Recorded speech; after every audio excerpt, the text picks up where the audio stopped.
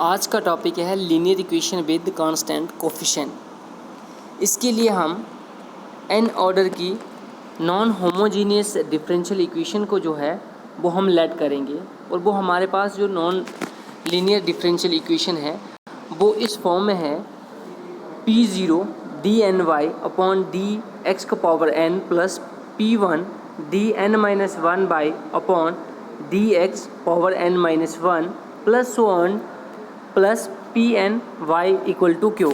इसको हम क्या मान लेते हैं इक्वेशन नंबर 1। और ये जो इक्वेशन नंबर 1 है ये हमारे पास non homogeneous linear differential equation है। और इस इक्वेशन में जो हमने P0, P1, P2 so on to Pn तक लिए हुए हैं ये क्या है हमारे पास कांस्टेंट है। और जो हमारे पास राइट हैंड साइड में ये जो Q है ये Q के हमारा फंक्शन है x का। और साथ ही ये जो हमारा P(0) है ये क्या है 0 के इक्वल नहीं है।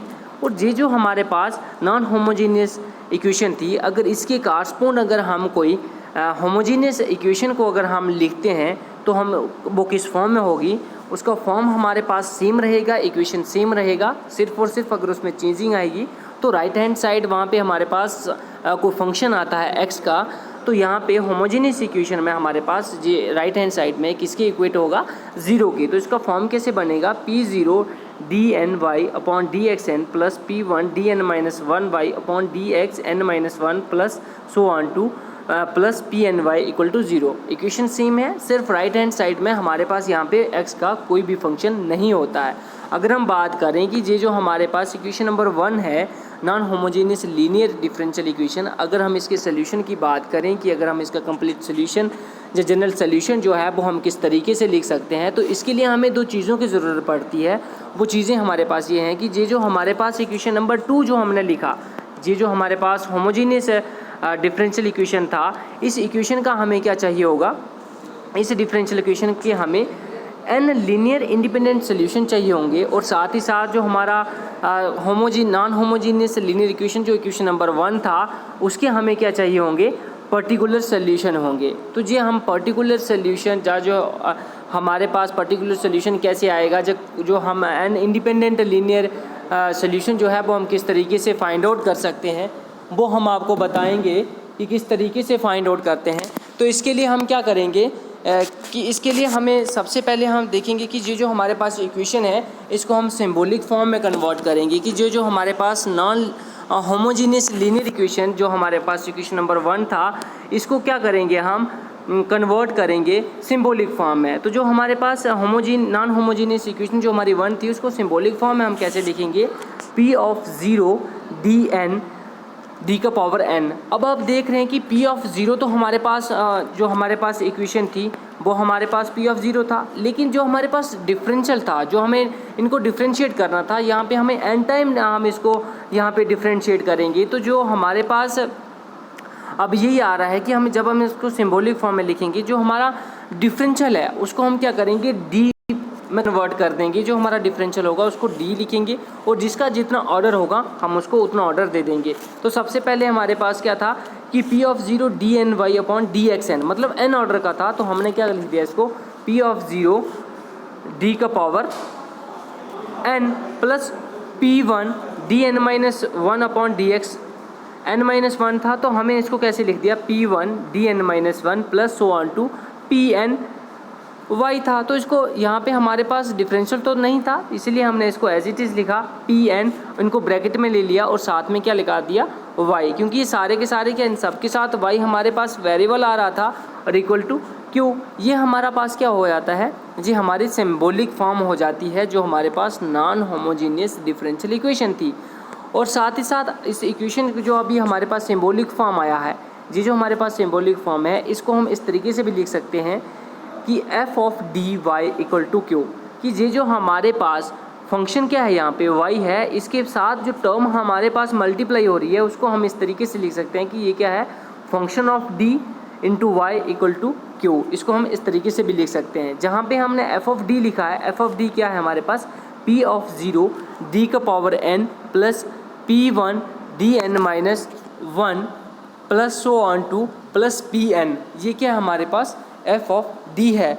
और ये जो हमारे पास इक्वेशन है इस इक्वेशन को हम क्या मान लेते हैं कि ये जो हमारे पास इक्वेशन है इसको हम इक्वेशन नंबर 3 मान लेते हैं। और ये जो हमारे पास इक्वेशन 3 है यही हमारे पास क्या है, सिंबॉलिक फॉर्म है इक्वेशन नंबर 1, जो कि हमारे पास नॉन होमोजीनियस लीनियर इक्वेशन थी। ये तो हमें पता चला कि हम किसी नॉन लीनियर जो हमारे पास नॉन होमोजीनियस लीनियर इक्वेशन है उसको सिंबॉलिक फॉर्म में कैसे कन्वर्ट करते हैं। जो हमारे पास डिफरेंशियल होते हैं उनको हम क्या करते हैं, डी की फॉर्म में लिख देते हैं, उनको कन्वर्ट कर देते हैं। जहाँ पे हमारे पास डी अपॉन डी एक्स होता है और जिनका उनका ऑर्डर होता है उसको हम डी में कन्वर्ट कर देते हैं।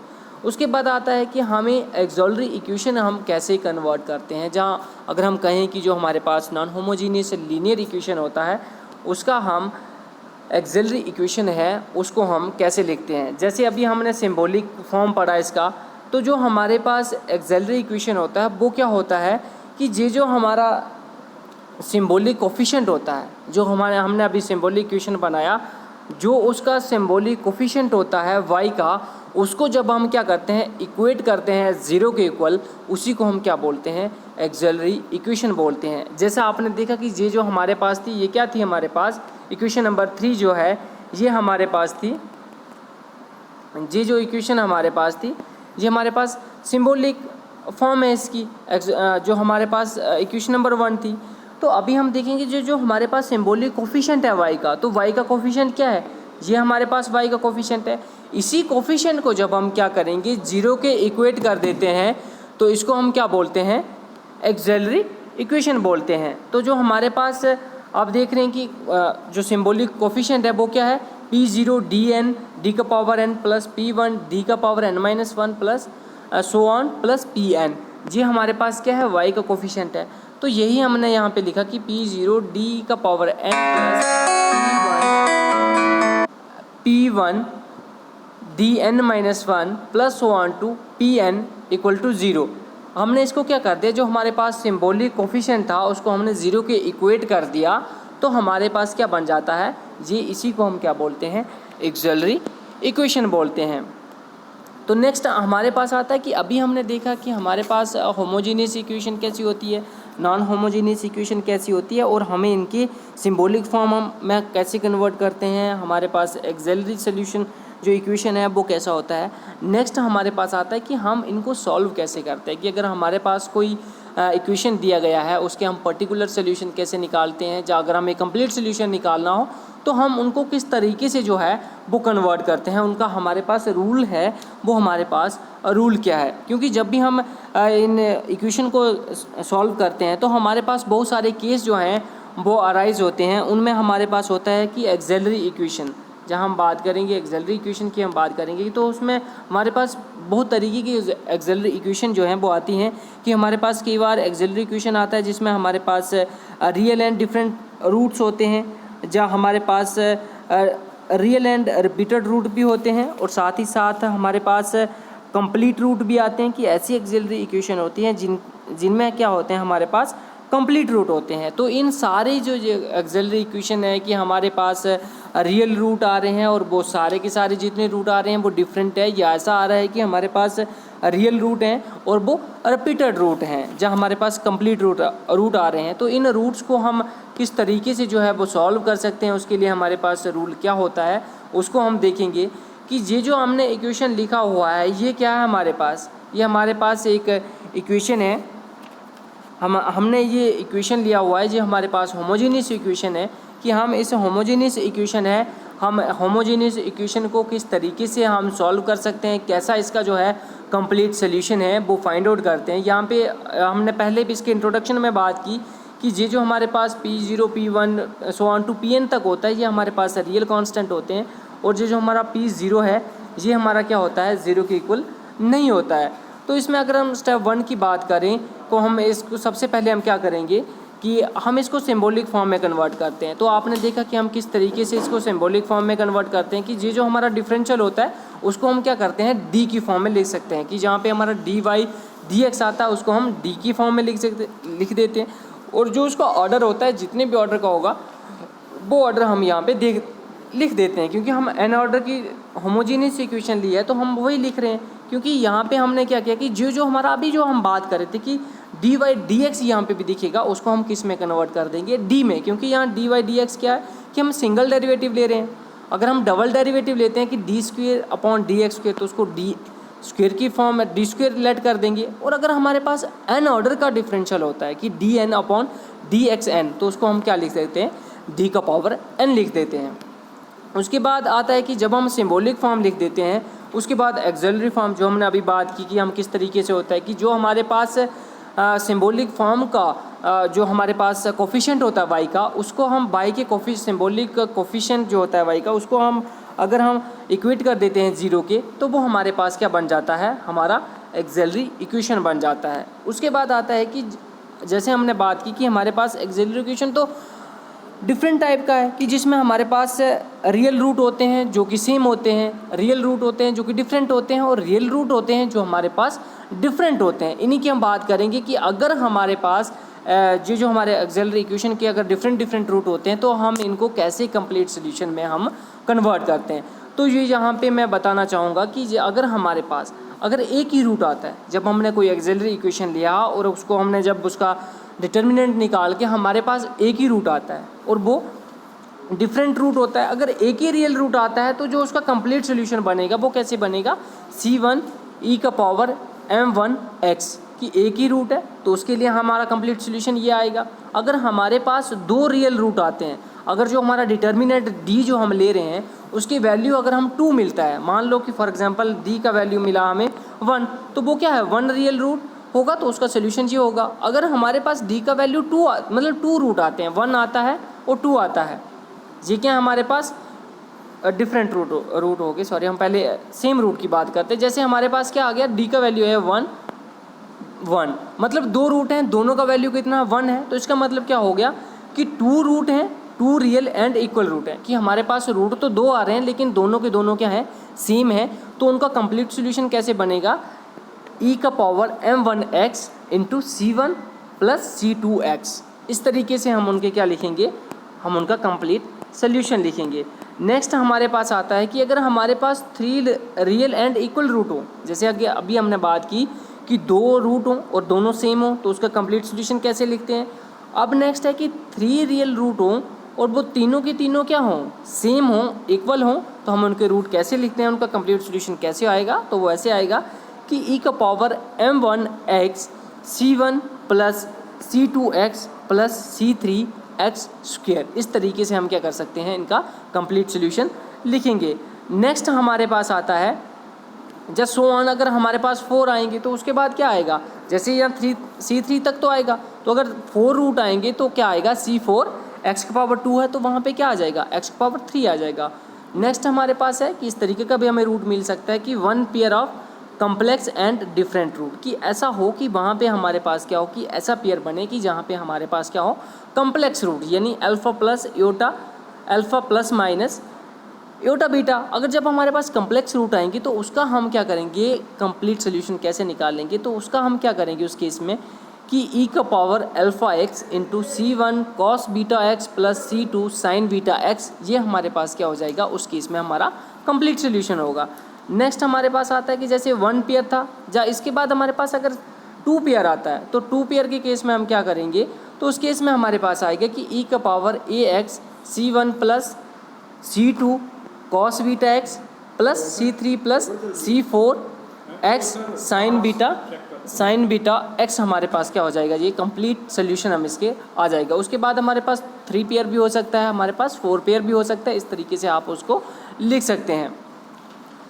ये तो हो गया हमारा इंट्रोडक्शन इसका कि हम नॉन लीनियर होमोजीनियस इक्वेशन क्या होता है, होमोजीनियस इक्वेशन क्या होता है, हमारे पास सिंबॉलिक फॉर्म में हम कैसे किसी इक्वेशन को कन्वर्ट करते हैं, उसके बाद हम एक्सिलरी फॉर्म इक्वेशन कैसे लिखते हैं, कैसे कन्वर्ट करते हैं, उसके बाद आता है कि हमारे पास रूल क्या है इन इक्वेशन को सॉल्व करने के, तो ये हमने डिस्कस किया। उसके बाद हम एक यहाँ पे जो है एक एग्जांपल जो है वो उसको हम लेंगे और हम यहाँ पे देखेंगे कि हम इसको कैसे सॉल्व करते हैं। एग्जांपल आपके सामने यहाँ पे स्क्रीन पे दिख रहा है आपको कि सॉल्व d3y dx3, मतलब कि हमें डेरिवेटिव कितना दिया है, 3 ऑर्डर का दिया है कि 3 टाइम हमें क्या करना है, इसको डिफ्रेंशिएट करना है, d3y upon dx3 minus 4 d2y upon dx2 plus 5 dy upon dx minus 2y equal to 0।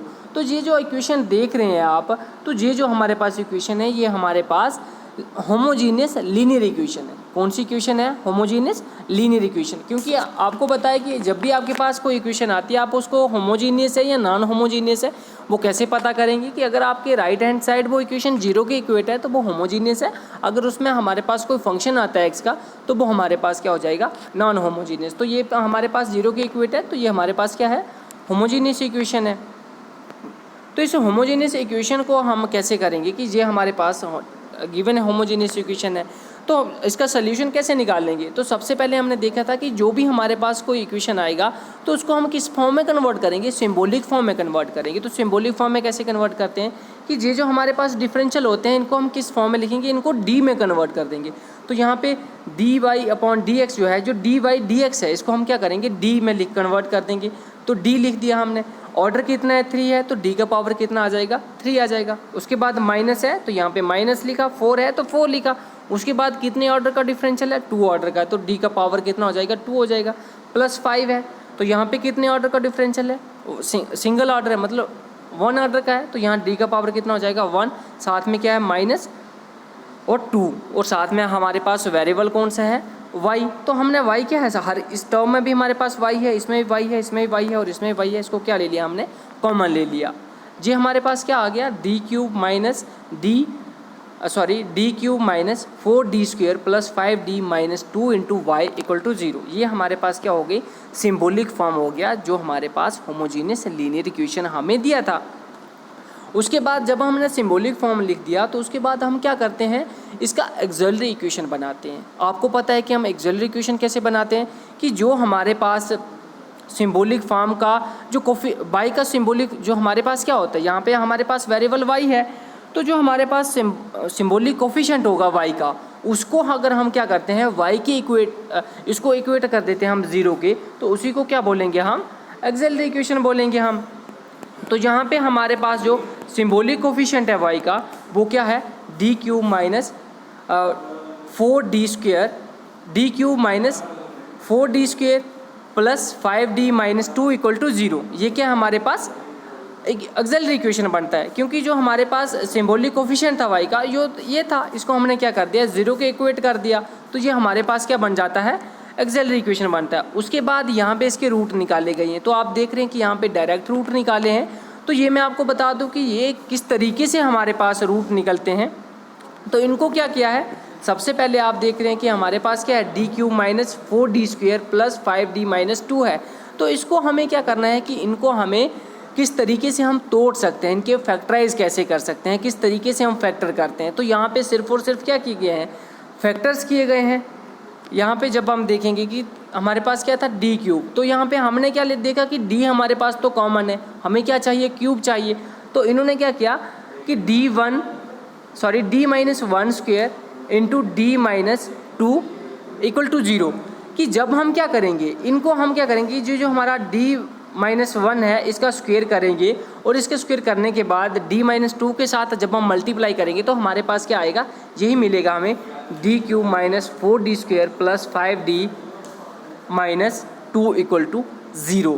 जब हमारे पास ये रूट मिल गए तो यहाँ से हमें क्या मिल रहा है कि डी माइनस 1 का स्क्वायर, मतलब डी के जब हम करेंगे तो इसको जैसे हमारे पास क्या है? डी माइनस 1 का स्क्वायर, इसको हम कैसे लिख सकते हैं? ऐसे भी लिख सकते हैं D minus 1 into D minus 1, ऐसे भी लिख सकते हैं।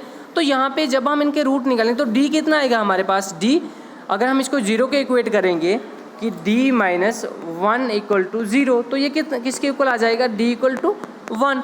तो यहाँ पे डी इक्वल टू 1, यहाँ से भी डी का 1 वैल्यू मिल रहा है। और अगर हम दूसरे रूट की बात करेंगे तो यहाँ से भी हमें क्या मिल रहा है? जब हमने डी माइनस 1 है और साथ में डी माइनस 1 है तो डी का वैल्यू कितना मिलेगा? यहाँ से भी 1 और यहाँ से भी 1। ये हमारे पास क्या आ रहे हैं? 2 रूट हैं और दोनों क्या है? सेम है और साथ ही साथ डी माइनस 2 है तो डी का एक और वैल्यू मिल रहा है, वो क्या हमारे पास? 2 है। क्या मिल रहा है? 2 है। तो अभी हमने बात की कि जब हमारे पास क्या होगा? 2 रियल रूट होंगे और दोनों इक्वल होंगे तो उनका हम कंप्लीट सोल्यूशन किस फॉर्म में लिख सकते हैं? अभी हमारे पास क्या आ गया?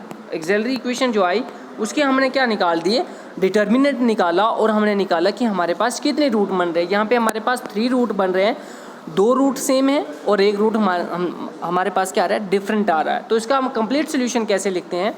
हमारे पास कंप्लीट सोल्यूशन। यहाँ पे हमारे पास जो वेरिएबल था वो क्या था, हमारे पास y था, उसी की हमने सिंबॉलिक कोफिशिएंट को क्या किया था, इक्वेट किया था 0 के। तो कंप्लीट सोल्यूशन क्या आएगा, y इक्वल टू, हमारे पास दो सेम रूट हैं, तो जब हमारे पास दो सेम रूट होते हैं तो मैं आपको बताऊंगा, जैसे हमारे पास क्या यहाँ पे दो सेम रूट होते हैं तो कंप्लीट सोल्यूशन क्या है, e का power m1x into c1 plus c2x।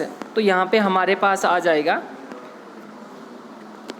e का पावर mx 1 था, तो यहाँ पे क्या आ जाएगा कि c1 c2x into ex। m का पावर m1 यहाँ पे क्या है, 1 है, तो मतलब जो हमारा m1 है वो 1 है। तो जब हम m को क्या करेंगे, e का पावर m1x है, तो x को हम 1 के साथ मल्टीप्लाई करेंगे तो उसके पास हमारे पास क्या आएगा, 1 ही आएगा। तो इसलिए हमारे पास क्या आ जाएगा, c1 plus c2 into ex आ जाएगा, ये हमारे पास। और साथ ही साथ एक रूट हमारे पास डिफरेंट था, तो आपने देखा कि जब हमारे पास डिफरेंट रूट आता है तो उसका सोल्यूशन क्या बनता है, हमारे पास c1 e का पावर m1x। और यहाँ पे हमारे पास जो हमारा m1 है, वहाँ पे जो m का वैल्यू है वो हमारे पास कितना आ रहा है, वो हमारे पास वैल्यू आ रहा है 2 आ रहा है। तो यहाँ पे हम क्या लिखेंगे कि हम c1 लिख चुके हैं, c2 भी लिख चुके हैं, तो नेक्स्ट हमारे पास क्या आएगा, c3 e का पावर 2x कैसे आया, क्योंकि हमारे पास क्या था, c3 e का पावर m1x आता, तो यहाँ पे m1 का वैल्यू कितना हमारे पास 2 है, तो 2 को जब हम x के साथ मल्टीप्लाई करेंगे तो हमारे पास क्या आ जाएगा, c3, इस m की रिप्लेस में हम क्या, m1 की रिप्लेस में हम 2 लिखेंगे तो हमारे पास क्या आ जाएगा, c3 e का पावर 2x। तो ये जो हमें उन्होंने लीनियर इक्वेशन, हमें होमोजीनियस लीनियर इक्वेशन गिवन दिया था, उसको हमने क्या किया, इसका हमने सोल्यूशन फाइंड किया। तो इसका सोल्यूशन फाइंड करने के लिए ये आपको मैं बताना चाहूँगा कि कोई भी आपके पास कोई भी होमोजीनियस लीनियर इक्वेशन दिया जाता है तो उसको आप इजीली सॉल्व कर सकते हैं। सबसे पहले आप क्या करोगे, उस होमोजीनियस लीनियर इक्वेशन को आप सिंबॉलिक फॉर्म में कन्वर्ट करेंगे, उसके बाद उसका ऑक्सिलरी इक्वेशन बनाएंगे, उसके बाद उसके आप रूट निकालोगे, और रूट निकालने के बाद आप देखोगे कि हमारे पास वो सेम रूट आ रहे हैं, तो आपको किस तरीके का सोल्यूशन, कंप्लीट सोल्यूशन क्या होगा, या आप टेबल है वो उसको आप गो थ्रू कर लीजिए, और अगर डिफरेंट रूट है तो उसका हमारे पास कंप्लीट सोल्यूशन क्या होगा, तो वो आप इजीली इनको टेबल की हेल्प से आप इसको गो थ्रू करके आप इजीली उनको सॉल्व कर सकते हैं। तो आज के लिए बस इतना ही, थैंक यू।